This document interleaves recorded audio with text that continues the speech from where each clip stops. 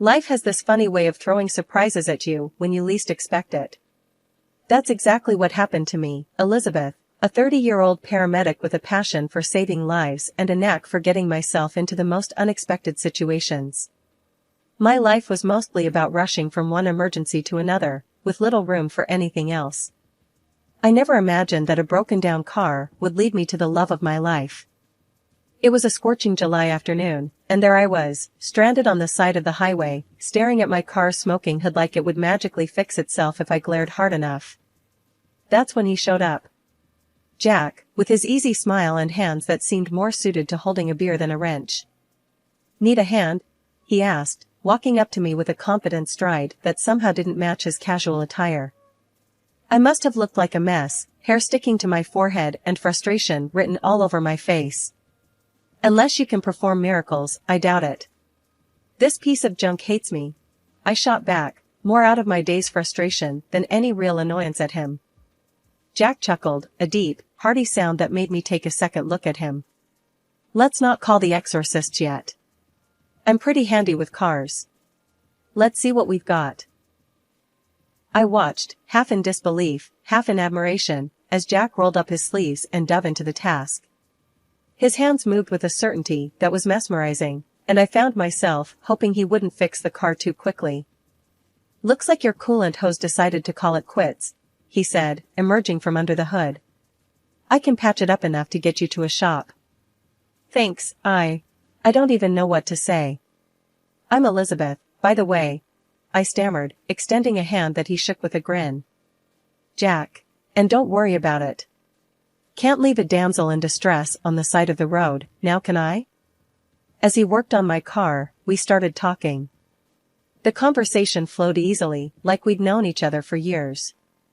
He told me about his job as an electrician, his latest project, and I shared tales of my adventures in the ambulance. The more we talked, the more I realized how much I didn't want this to end. With a final twist of his wrench, Jack announced, "All done. She should hold up until you get to the shop." I couldn't help the disappointment from seeping into my voice. "Thank you, Jack. I don't know how I can ever repay you." He wiped his hands on a rag, that ever-present grin still on his face. "How about dinner? I know a place that serves the best burgers in town." My heart raced. Was he asking me out? Just like that? "Are you always this forward with women you've just met?" I teased, trying to mask my eagerness. "Only the ones who look like they could use a good burger and some company," he retorted, his eyes twinkling with mischief. And just like that, I found myself nodding, agreeing to dinner with a man who had turned my terrible day into one of the most memorable ones. Moving in with Jack's mom after we tied the knot seemed like the natural step, especially since my own folks had passed away years ago. Living in that big, somewhat cozy house, I found a second family I never thought I'd have again. Jack's mom, Martha, was a gem. She treated me like the daughter she never had, and our bond was solid. We'd spend hours chatting over coffee, sharing recipes, and just supporting each other through the ups and downs of life. It was comforting, having that kind of connection again. 2 years into this new life, Jack and I welcomed our little boy, Alex, into the world. With him came a joy I couldn't describe, but also a reality check. I hung up my paramedic boots, deciding to stay home and pour myself into raising our son and keeping our home. Jack continued his work as an electrician on those big government projects, always talking about the wires and gears, stuff that flew right over my head. But as the days blurred into a routine of diapers, baby giggles, and family dinners, tension started to brew. One evening, as we sat down for what I hoped would be a peaceful dinner, Jack's frustration boiled over. "Elizabeth, we gotta talk," he started, his voice tighter than the lid on a jar of pickles. "All right, shoot," I said, bracing myself for whatever was coming. I could tell by his tone it wasn't going to be about the weather. "It's about this." He waved his fork around, encompassing the whole house, our life, me. "Don't you think it's time you went back to work? You're losing yourself here." I felt a hot flare of anger at his words. "Losing myself? I'm raising our son, Jack. Keeping your home standing. That's not nothing. He sighed, a sound of exasperation that got under my skin. That's not what I mean, Liz. You're more than this. What about your license, your career? You used to save lives. I couldn't believe what I was hearing. So what, I'm just boring old housewife Elizabeth now. That it? No, that's not. He tried to backtrack, but the damage was done. Fueled by a mix of stubborn pride and a desire to prove him wrong, I started looking for ways to dip my toes back into the medical field, even if just part-time. It wasn't easy, balancing the demands of home with the search for something that felt like mine, but I was determined. Jack noticed the shift, the late-night job searches, the calls during Alex's nap times. "See, I knew you had it in you," he said one day, a note of "I told you so" in his voice that made me want to throw a cushion at him. "It's not about what you think, Jack. It's about finding a balance," I snapped back, tired of the insinuation that my life before was somehow less valuable. After we settled into the rhythm of our new life, with me juggling part-time work, caring for Alex, and keeping the house in some sort of order, things with Jack started to fray at the edges. He was on the road more often than not, his business trips stacking up one after the other. When he did come home, it was like a storm cloud rolled in with him, dark and ready to burst at any moment. Our house, once a place of laughter and warmth, had turned into a battleground of sorts. The air charged with tension you could almost see. Jack had complaints about everything, from the way I made his favorite spaghetti to the way I spoke, even going as far as to pick at how I dressed and how I was raising our boy. "Elizabeth, what's this mess?" He'd start, the minute he walked in the door, his eyes scanning the living room like he was looking for things to criticize. "And why's Alex still up? He should be in bed." I tried, God knows I tried, to keep everything perfect, to keep the peace. But nothing I did seemed right in his eyes. "I'm doing the best I can, Jack," I'd respond, my voice tired from the endless dance of trying to please him. "Alex wanted to wait up for you. He misses his dad." Jack's response was always sharp, cutting. "Misses me or not, you're the parent here most of the time. You should make these calls, not him." Martha comforted me, saying that Jack was just tired. I wanted to believe her, but sometimes it seemed to me that our marriage was collapsing right before my eyes. The day Martha got really sick was like any other day until it wasn't. I remember getting the call while Jack was off on yet another business trip. When I told him his mom was in bad shape, his reaction floored me. "Elizabeth, can't you handle this? You're the medic," he said, irritation clear in his voice. "I'm up to my neck in work here." I couldn't believe what I was hearing. "It's your mom, Jack. She's really sick. This isn't just some small thing I can fix." With no support coming from his end, I did what I had to do. I got Martha to the clinic, praying it was something minor, something fixable. But fate had a cruel twist in store. The diagnosis was a brain tumor, inoperable. My heart sank. Martha's vibrant spirit didn't deserve this dark turn. As Martha's condition deteriorated, I found myself juggling more plates than I thought possible. Taking care of her, managing the house, raising Alex, it was a balancing act that left me drained. Through it all, Jack was conspicuously absent, his interest in his mother's health seemingly vanished. Eventually, Martha's care needs became too much for me to handle alone. Reluctantly, I arranged for her to move to a specialized care facility. I visited her as often as I could, Alex always in tow. Those visits were bittersweet. Martha, despite everything, remained the warm soul I'd come to love like a mother. During one of our last visits, she took my hand, her eyes filled with a mix of sadness and gratitude. "Elizabeth, thank you. For everything.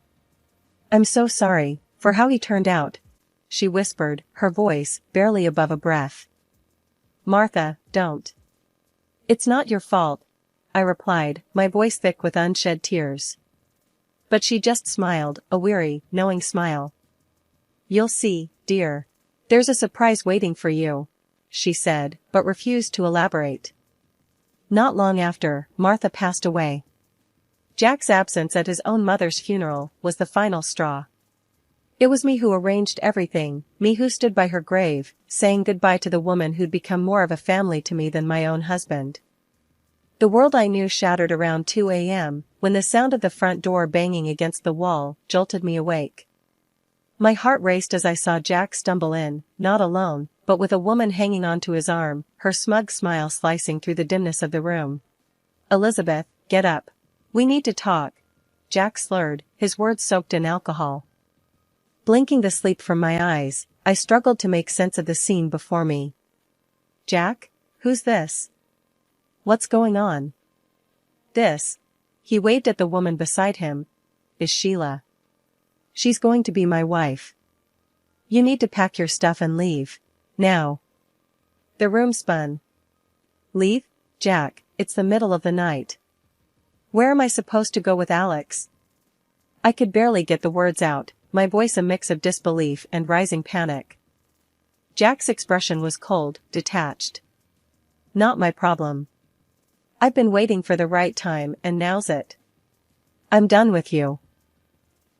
Fumbling for my phone, I hit record, my mind racing. "Done with me? Jack, what are you talking about? Why do we have to leave our home?" He scoffed, a bitter laugh escaping him. "Our home? No, no. It's my house now. Sheila's and mine. We work together and have fun at the workplace. You should see how we have fun when no one sees us." Sheila, looking around like she owned the place already, didn't hide her triumph. "You heard him. Time to go." I fought the urge to break down. "And Alex? What about your son?" Jack shrugged, his indifference a sharp sting. "He can go with you. Doesn't matter to me. Sheila and I will have our own kids." The words hit like a punch to the gut. I stood there, disbelief and anger warring within me. "Fine," I finally said, my voice steady despite the chaos inside. "I'll leave. But this isn't over, Jack." I hastily packed a bag, grabbed the essentials, and carefully lifted Alex from his bed, wrapping him in his favorite blanket.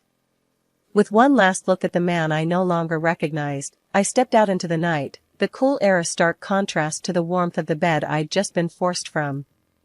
That night, after Jack had thrown our world into chaos, sleep was a stranger. I sat in the dimly lit hotel room, Alex asleep beside me, oblivious to the storm raging outside and in my life. My mind raced with a million thoughts, fears, and plans. What next? How could I pick up the pieces of a life so abruptly shattered? I reached for my phone, the weight of it suddenly heavy with purpose. I dialed Lisa, a close friend who also happened to work with Jack. If anyone would understand, it would be her. "Hey, it's me," I started, my voice barely above a whisper, not wanting to disturb Alex's peaceful slumber. "Elizabeth? What's up? It's late. Is everything okay?" Lisa's voice was laced with concern, the sleepiness quickly fading. "No, everything's not okay. Jack, he kicked us out. Middle of the night. He's got someone else, Lisa. He said she works with him and he's going to marry her." The words tumbled out, each one a confirmation of the nightmare I was living. "What? Slow down, Elizabeth. He did what?" Lisa was fully awake now, her tone a mix of shock and anger. I took a deep breath, steadying myself, before continuing. "He brought her home, Lisa. Told me to pack up and leave. And I've got it all on audio. I recorded the conversation." "You did what?"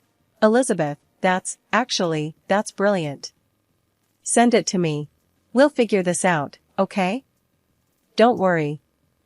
The relief in hearing Lisa's supportive words was palpable. I sent her the audio recording, a digital testament to Jack's betrayal. We talked plans, next steps, anything that would give me a sliver of hope in the darkness that had enveloped me. The first rays of dawn were breaking through the curtains of the hotel room when my phone buzzed to life. It was an unknown number, and for a moment, I hesitated. My life had been turned upside down, and I half expected more bad news. "Hello?" My voice was cautious, bracing for whatever was coming. "Is this Elizabeth?" The voice on the other end was unfamiliar, yet there was a warmth to it. Yes, speaking. Who's this? My name's Paul Henderson, I'm a lawyer. I was the attorney for Martha, your mother-in-law. Martha. Just hearing her name was a punch to the gut.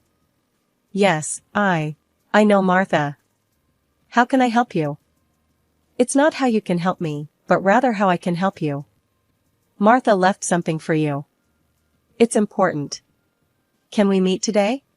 I was taken aback. Martha had thought of me? After everything that had happened? Yes, of course. When and where? We arranged to meet at his office later that morning.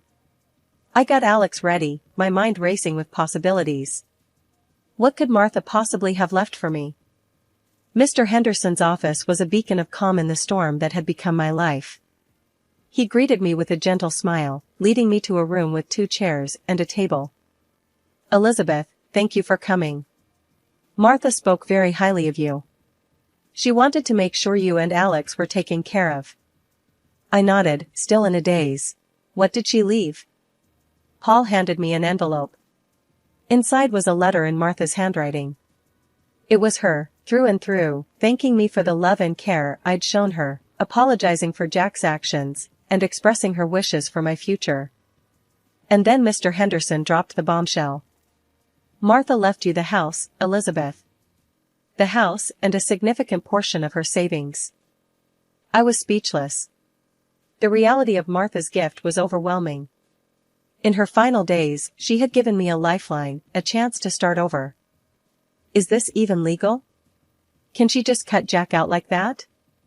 I asked, the words barely making it past the lump in my throat. Mr. Henderson nodded firmly. Martha was very clear and took all the necessary legal steps. The house is yours, Elizabeth. And there's enough in savings to give you a fresh start. I broke down then, tears of gratitude and relief streaming down my face. Martha, even in her final days, had been thinking of me, of Alex. She'd given us a future when it felt like all hope was lost. Barely a day had passed since I'd stepped into Mr. Henderson's office, carrying the weight of the world on my shoulders, when my phone buzzed with a call from Jack. His voice was like a storm, all bluster and rage. Elizabeth, get over to Henderson's office now, he bellowed. I could almost see his face, red and twisted in fury. With a deep breath to steady my nerves and Alex in tow, I headed back to the lawyer's office. The atmosphere was electric with tension, Jack and his mistress already there, pacing like caged animals. As soon as I walked in, Jack zeroed in on me, waving a stack of papers like he was trying to fan flames. What's this crap about, Elizabeth? Why'd my mom leave everything to you?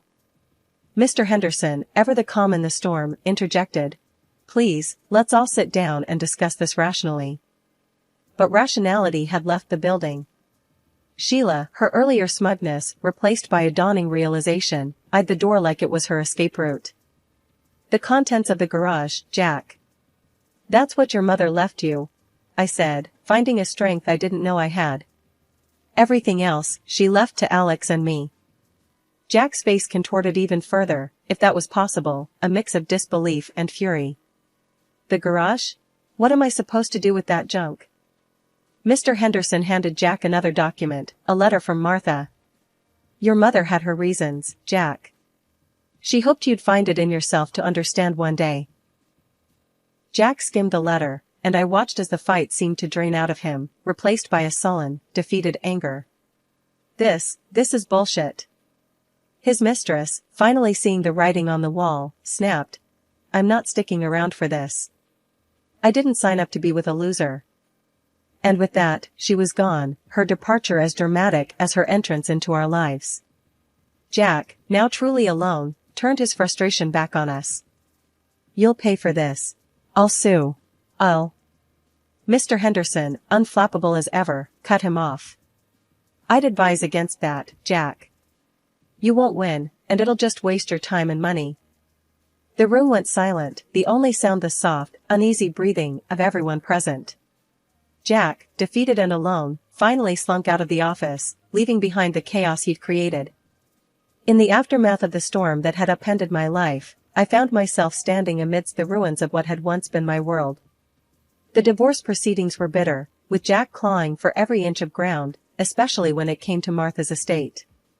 He couldn't seem to grasp that his actions had consequences, that the love and trust he had so carelessly thrown away couldn't be won back in a court of law.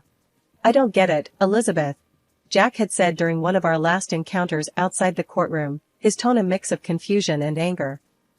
"Why are you doing this? Why can't things just go back to the way they were?" I looked at him, really looked at him, and saw the man I had once loved so deeply. "Jack, you broke us. You can't sue your way back to a family. Martha saw that, even if you couldn't." His attempts to claim Martha's property were futile, just as Mr. Henderson had predicted. The judge saw through his motivations, and justice, for once, felt truly just. Not only did the property remain with Alex and me, but Jack was also ordered to pay alimony. The audio recording of that fateful night, which I had shared with Lisa in a moment of desperation, turned out to be more than just a cry for help. It spread, as such things do, and soon enough, Jack's actions were laid bare for all to see. His career, once on a steady climb, faltered under the weight of his own misdeeds. Transferred to another branch with a reduced salary, the consequences of his actions finally seemed to catch up with him. His mistress, Sheila, fared no better. Caught up in the whirlwind of her own making, she was fired for misconduct. The workplace, it turned out, was no place for the games they had played. She paid a fine to the construction company, a tangible mark of her wrongdoing. As for me, I found solace in the simple things, the laughter of my son, the warmth of our home, and the support of friends and family. The journey was far from easy, and there were days when the weight of it all seemed too much to bear. But in those moments, I reminded myself of the strength I had found, the strength to stand up for myself and for Alex, to carve out a path toward a future we deserved. Working as a paramedic, I've seen my share of life's thin line between tragedy and miracle. Yet, through it all, a spark ignited within me, pushing me toward a dream I thought was out of reach. With the inheritance Martha left us, that dream's become a tangible goal. I've started studying to become a doctor. It's tough, juggling studies with raising Alex and working, but somehow, we're making it work. Living in the house Martha left us has been a blessing in more ways than one.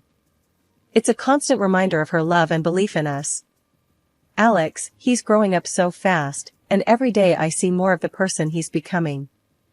I've made it my mission to show him there's strength in kindness, intelligence and humility, and bravery and honesty, qualities his father, unfortunately, lacked.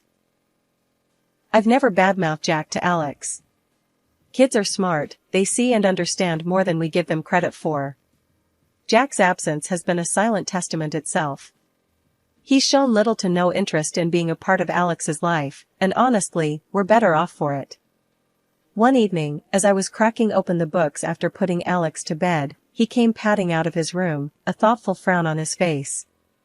"Mom, why doesn't Dad want to see me?" It was a question I'd been dreading, but I was prepared. Sitting him down, I chose my words carefully. "Alex, sometimes people make choices that don't make sense to us. It's not a reflection of you or your worth. Your dad's choices are his own."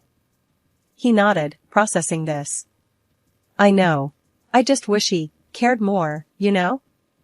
I pulled him into a hug, my heart aching for him. "I know, kiddo. But you've got me, and I've got you. We've got enough love for 10 families. Plus, you've got an army of people who adore you." Alex smiled, a bit of the weight lifted from his young shoulders.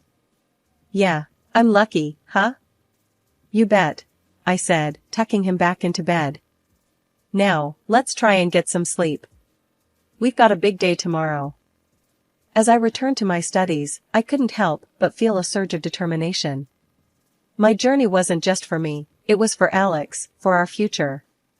Becoming a doctor wasn't just a dream anymore, it was a path to making a difference, to showing Alex that no matter what life throws your way, you can rise above, you can succeed. Jack's decision to remain distant might have been a blessing in disguise. It allowed me and Alex to build a life without the shadow of his choices hanging over us. We were free to grow, to heal, and to find joy in the everyday moments.